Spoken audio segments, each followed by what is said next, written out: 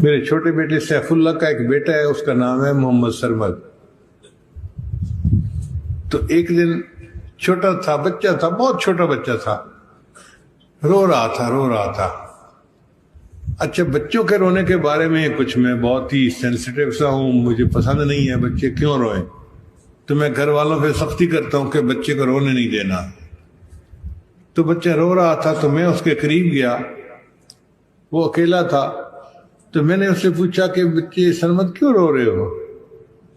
تو امو تو آہیا ایسے کہنے لگ گیا۔ میں نے پورا نہیں سمجھا، میں نے پھر اس کی ماں کو بلایا، بہو کو، میں نے کہا بیٹا یہ کیا کہتا ہے؟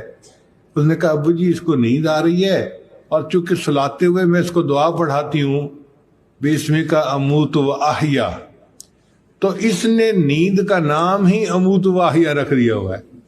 جب سونا چاہتا ہے تو اموت و احیا کہتا ہے کہ میں نے سونا ہے، تو میں اس کو اس طرح سلا دیتی ہوں۔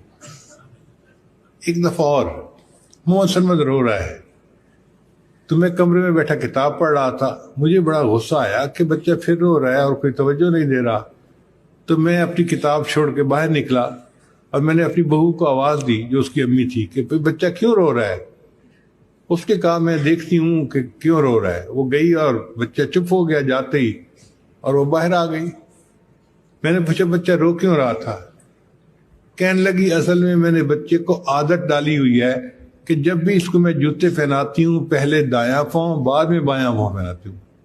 آج نئی کام کرنے والی عورت تھی، میں نے اس کو کہا کہ اس کو جوتے پہنا دو، وہ اس کو بائیں پاؤں میں جوتا پہلے پہنا رہی تھی اور یہ پہننا نہیں چاہتا تھا، تو وہ زبردستی کر رہی تھی پہنانے میں، اور یہ بچہ رو رہا تھا اور پہن نہیں رہا تھا۔ اب جب میں نے اس کو دائیں پاؤں میں پہنایا تو اس نے چپ کر کے پہن لیا اور چپ ہو گیا۔ اس سے پتہ چلتا ہے کہ بچوں کو اگر بچپن سے سنت عمل سکھایا جائے تو بچوں کی گھٹی میں بات پڑ جاتی ہے، پھر ساری زندگی اس پر عمل کرنا ان کے لیے آسان ہوتا ہے۔